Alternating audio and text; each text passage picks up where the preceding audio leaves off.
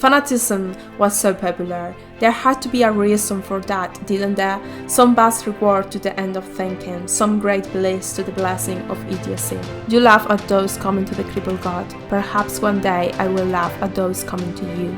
Hi guys, welcome back to another episode of discussing Malazan Book of the Fallen. I'm super excited because I've just read the Hounds. A lot of you told me that this wasn't your favorite book in the series. It actually has a lower average rating than other books in the series. So I was a bit worried when I started reading this book, and I actually really enjoy it, and I understand why you didn't love it. Well, I think I can understand why you didn't love it and why it actually worked for me. If we don't count like the last 20% of the book, we don't really have a battle going on. So it's more about following people we already know and seeing what they want to do with their lives, basically, because most of them are going through a lot. There is a lot of grieving. I especially loved the people in the Rajasthan. In fact, like at the beginning of the book, when I was starting reading it, there were chapters that were about people who were living in the city and we were following them. I was living for those chapters. And then you have other chapters that were about Dragnipur and Kalor and Nimander and company, and I just didn't really care about those. So it was very funny because I had like one chapter that I loved and then one chapter that I just really didn't care about, but quickly I started to also care about Nimander and company. I think my problem with them at the beginning, it was just the fact that there were so many of them that it was really hard for me to take everyone apart, but it got very excited very fast. Like when Clip gets injured, I think that's the moment where I was hooked on their story. I started to really love those point of views. I ended up really caring about them. So it was very sad that two of them died.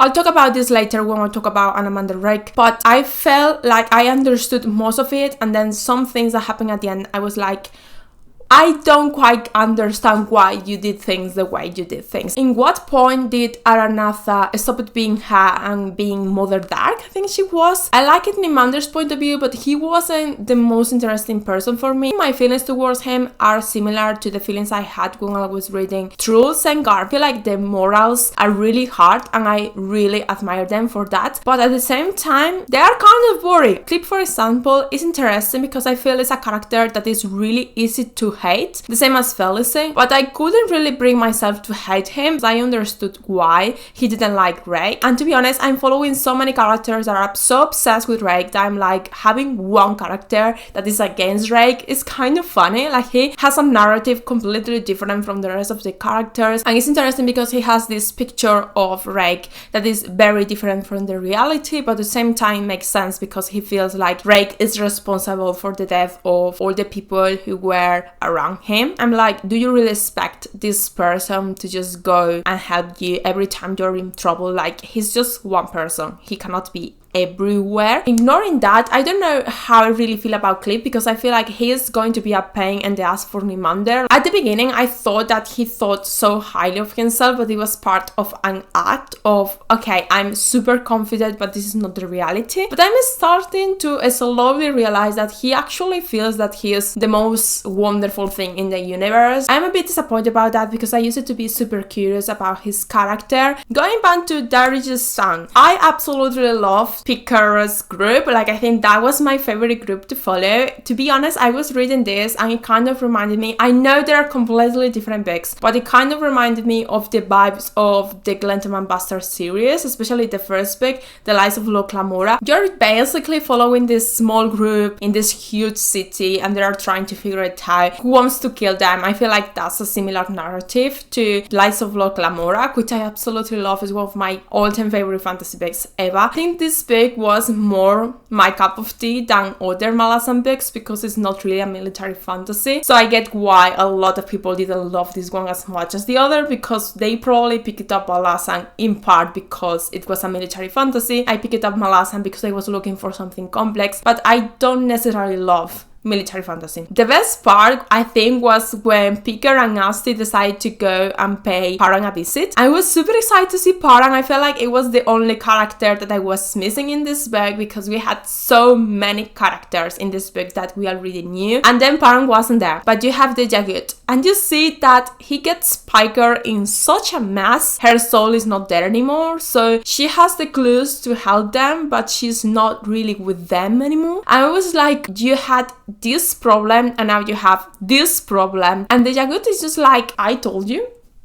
And you decided to do it. I'm like, why did you think you were strong enough to do this? And why did you do this to Blend? When Blend realized that they have their body, but they don't know if her soul is ever going to come back, she just crying next to her on the bed. It's very hard because she cannot really mourn Picker, because Picker could still come, but at the same time you have all this anxiety of not knowing if they are ever going back to you. And it was heartbreaking. I think it's a bit like when people got kidnapped and you don't know if they're alive, if they are being tortured. If someone dies, you can mourn them, but if they are not really there, you don't know if you have to keep hoping forever or you should start mourning. But if you start mourning them, you feel like you have given up on them, and that's not what you want to do. Another group you have is Crocus and his friends. I was so excited for this group too. Like, I love those two groups. I think they just made this book so enjoyable to me. Crocus is a character that I really struggle with. I feel like his arc is a roller coaster, okay? He doesn't really know what to do with his life. I enjoyed that at the end of the book he decided to be Crocus, but I didn't really understand why he decided to be Crocus again and then he just leaves the city. I guess he's trying to find Absalar that I think now he can actually find. I might be so wrong about this, but what I understood was that you have the Army of the Death and you have the people in Dragnipur. They just fight against each other, and the people who didn't die that were in Dragnipur, once Dragnipur is destroyed, they are going to go outside of the sword. But I'm not completely sure about that. Maybe they just died, but it's kind of weird for me that they are just going to die because I feel like Absalar got outside of the sword.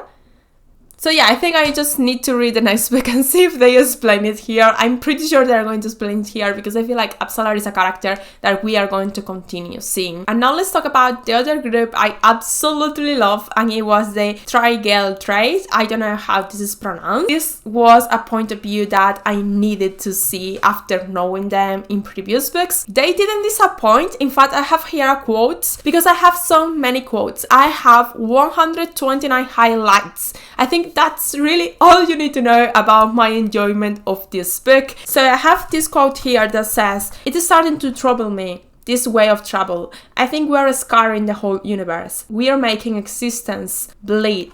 The fact that they realize that all this traveling comes with a cost, and basically the whole universe is now against them and wants to stop them because they are tearing apart kind of the walls between the different warrens. In fact, you can see that it had a lot of consequences because a huge dead dragon was able to escape this death realm and go to the real world. The thing I didn't love about this group, there were two things. One is the fact that we have one of the comedy duos that Erikson likes to do and never works for me. That's something that happened to me in previous books. Every time I see a comedic duo, I'm like, not again, please. So I feel like this time the comedic duo was Ambi and Jula, and also Lev and Scorch, because please tell me what was the point of these point of views if it wasn't adding humor to the book. I'm just sorry about this because I'm someone who actually really appreciates having some relief through humor, but in this case the humor doesn't work for me. The other thing I didn't love is the fact that Gruntel decided to go in this journey with the Gale trait, because Gruntel was so needed with Harlow. Harlow, my beautiful, beautiful, beautiful boy. I was so in love with the last scene. I thought it was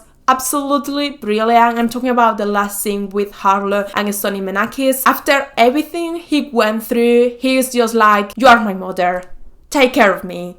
Love me. I deserve that. It was so heartbreaking. And just seeing Stony, she has all this trauma because she was raped and Harlow was the result of this, and just be like, okay, I need to stop blaming this child, even though it's really hard for me to see him because he keeps reminding me of that awful day. I was hoping so hard that we were going to see Murillo and Stony and Harlow and being a beautiful family, but maybe that could happen with Gruntel now that Murillo is dead. I was so sorry about Murillo's death. He was being such a gentleman. I love just his character arc when he decided he wanted to teach children to use a sword, and he goes to Stony and they kind of fall in love. He decides to save her child when she's not able to, and is killed by this awful human being. I think that's another thing that really broke my heart. I think I saw it coming from the moment that you see Gorlas. He says, I'm going to duel you. I knew he was going to kill Murillo. I feel it was a bit like Whiskey Jack's death. In that case, it was his leg and it was also an injury that made him fail and die. And I feel with Murillo's case, it was the same way. I feel I liked Murillo's arc a lot because when there are children involved, I just get very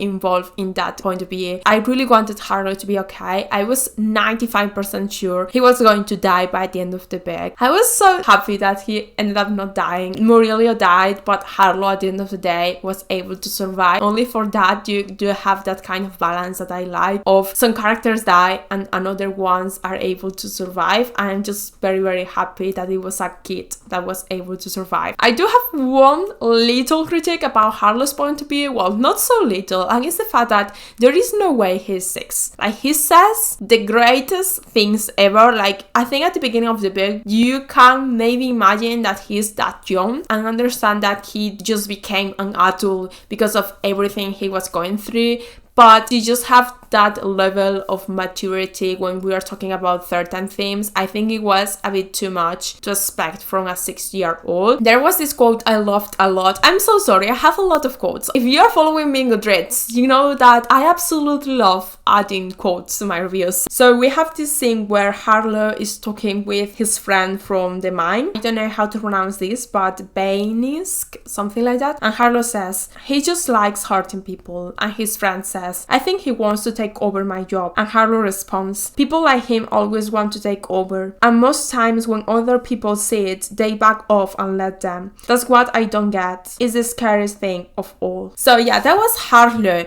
The other character I want to talk about was, of course, Karsa. I cannot believe I'm going to say this, but I'm going to say it, and I hope just nobody kills me, especially my past self. I hope she doesn't come to the present and kill me. I think he's right now one of my favorite characters to follow. I know. If you didn't know, I almost DNF House of Chains, so I almost stopped reading Malazan because I couldn't stand Karsa's point of view. It was so frustrating. He was such an awful human being, and we had so many pages in House of Chains with his point of view, and now he's kind of great. Don't get me wrong, he still does a lot of things that I'm like, you really shouldn't do. But I've said this before, but I'm going to say it again. I just love following Karsa through Samar's point of view, in part because Samar's point of view is so good. I just love her commentary. She's easily my favorite point of view to follow, and she has Karsa with her. I love that Karsa is now trying to free people and to actually do good, kind of, because he also wants to destroy society. I actually understand where he's coming from. I just think that destroying society is going to bring even more chaos, and at the end of the day, he cannot just destroy every single empire that is being built. Every time he destroys an empire,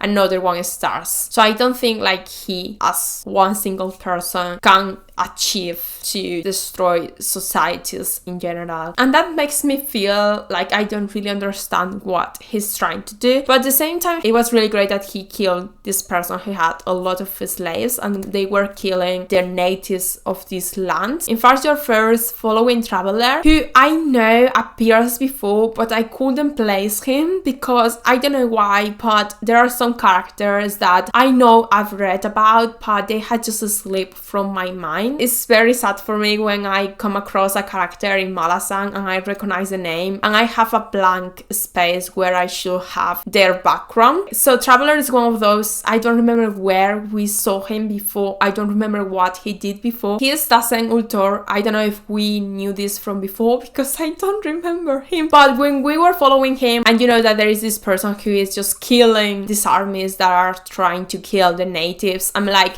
that's Karsa. I just knew it. And when I saw Samar, I was like, I was right. I was so happy about that. I was so happy to have Samar on board. I think what's really satisfying about Karsa is the fact that his character arc is so good. It might be the best character arc so far in the series. Another thing I love about this point of view is the fact that this is my favorite romance. And I know we don't have a romance, and I think that's why I'm so excited about this. In this series, we don't have a lot of romances, but the romances we have, they are very insta-love. I love romance, but I don't necessarily need romance in a big fantasy book. That's why I read epic fantasy and not romantasy, because if I want to read a romance, I would just go and read a romance. But if you are going to add romance in the background, it's better if it's good. And what annoys me a lot is that most of the romances in this series are insta-love. And we are talking about books that are 1,000 pages long. There are 10 books in the series. Are you telling me that you don't have space and time to build up romances? And with Samara and Karsa, I will be super happy if they never kiss. I just enjoy their banter and the tension between them. I'm enjoying seeing how Karsa is not taking anymore. He's letting Samara decide. I'm like, character arc again. So proud of you, Karsa, for doing the bare minimum. Also, I think I realized it in this book is the fact that when you're following Samar, maybe because Samar is aware that Karsa could kill her at any point, you kind of feel like you're following Samar, but the main character is Karsa. But there is this scene where the dead dragon that Gruntel and company let escape appears to Lashorn, and he greets her instead of greeting Traveler and Karsa. And she's like super shocked, and she says, was it some strange kind of courtesy to address her first? Was this thing in the habit of ignoring ascendants as if they were nothing more than bodyguards? There is this bear who also comes there just to protect her. It was a moment where I realized that this girl was important. I mean, she also helped Karsa when he killed Roland, but I think like because you're following her point of view, she feels like she's not really that big of a thing. In fact, that's what it says in this paragraph, that she doesn't understand why they are greeting her instead of greeting the other people. And you kind of realize, oh, because you are also important in your own way, you have a magic that they don't have. And then at the end of the book, you also have Karsa meet his daughters, and they are daughters of people Karsa raped. And this is something I want to see what these daughters are going to do, because you see them in the prologue and they don't appear during the whole book, and then you have them at the end and they meet Karsa, their father, and he's like, yes, I did this. I used to be another person back then. I want to know what his daughters want to do with him. So now there are two things more that I want to talk about. The first one is the one I didn't really understand or just care about, and it was just the Redeemer's cult in general. A lot of people are saying this is a bit like a critique on Christianism. I don't really believe in any religion. I used to be Catholic. Well, I used to be young enough to not have an opinion. Not all religions in Malazan work like that. For me, this is how religion works, because the religion I know the most about is the Catholic religion, and it basically works like this. They're following Saline or something like that. They have this Redeemer's cult, and the problem with this cult is the fact that you don't have to do anything basically to get a forgiveness. So she says that this is an abomination because this is not helping people be better, and she thinks that the only way to kind of compensate this and make this religion make sense is having priests that make the rules and have the moral compass to decide whose people deserve this forgiveness and who doesn't. And the problem is that priests are really easy to be corrupted, because at the end of the day they are human beings. So this religion can end up being very dangerous. And when I read this, I was thinking about, for example, eating meat. Catholics, I think there are certain days of the week or certain moments of the year where they shouldn't eat meat. This is a very stupid example, okay? But that's what I was thinking about. If you are rich, you are able to pay, so you are forgiven even if you actually eat meat on those days. If this religion is for everyone, then why some people are able to get away with things just because they have money? At the end of the day, the system is not fair. It's corrupted because it's made by humans. It's not going to be as the religion says it should be, and nobody's going to stop it. Like in the books, yes,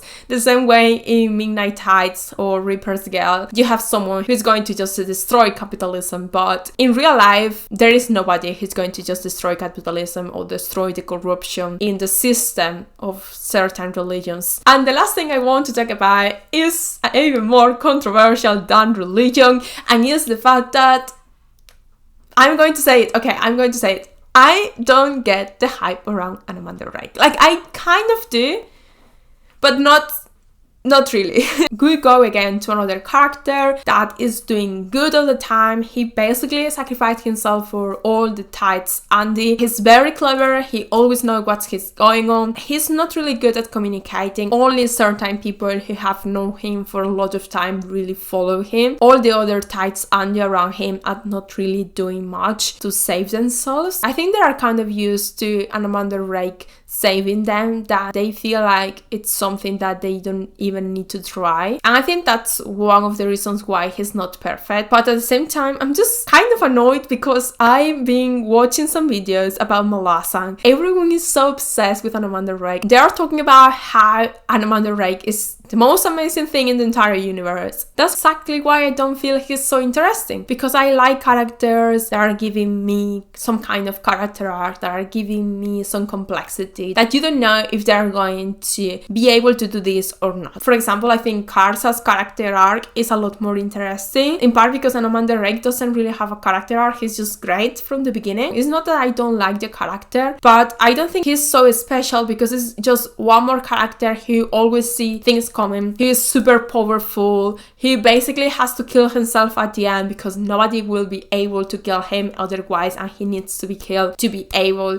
to do this thing at the end and save all the tides Andy. And I don't feel like that's something new, so I don't understand why so many people are so obsessed with an Amanda Rake. But maybe I will understand by the end of this series. But to be honest, I've been reading like reviews from my friends from Guardians of the Moon, and they're obsessed with an Amanda Rake from that big. So I think that's just one thing I'm never going to truly understand. Please don't hate me in the comments. I'm trying to be honest here, okay? So the thing I didn't understand is the whole thing that happened inside Dragnipur. So I understood that Ray committed suicide. I don't understand why he just didn't kill himself and that's it. You cannot commit suicide with Dragnipur, like that doesn't work. That's why Traveler needed to be here. I feel like I'm missing some rules about Dragnipur to understand. And then inside Dragnipur, that's where I was very confused because they were talking about warrants, and I always just get very lost when it comes to warrants. But I understood the fact that Mother Duck decided to forgive them because of Amanda Rake's sacrifice. So now all the Thais Andy are very happy because they are back with Mother Duck, but at the same time they are heartbroken because Amanda Rake is not with them anymore. I did see something coming as the fact that Nimander is Rake's heir. I thought that was going to happen at the end of the series, like maybe book 9 or 10. I wasn't expecting Rake to die in this book. I thought he was going to die at the end of the series, and that's why everyone loved him so much, because usually when people from a fandom are so obsessed with a character, it's because they die at some point. Maybe Malazan, maybe he's reborn, probably. Well, he cannot, because I think his soul was destroyed, so I think he might not be in this book again. I don't know. I cannot imagine having 2 more books of Malazan Book of the Fallen, or what, 1 book in 2 volumes, not half an Amanda Rake. Okay, I see why people love him so much, like maybe it's one of the main characters of the book, and it's kind of omnipresent, you know, it's like this very, very big force in the book. But I stand by my thoughts of just not following him as much as I love following other characters. So overall, I think that's the main things I wanted to say. As always, let me know down below what you thought about all of this. Please, again, don't hate me about Amanda Rake, okay? I like him. I just will never do half of the video talking about him because I don't think he's that interesting. He's just very strong and very admirable and very clever, but that's not like the kind of character I like to talk about. This is it for this video. I hope you enjoy it. You can give a like if you did. You can subscribe if you're new here. As always, thank you so much for watching. I'll see you soon in another video.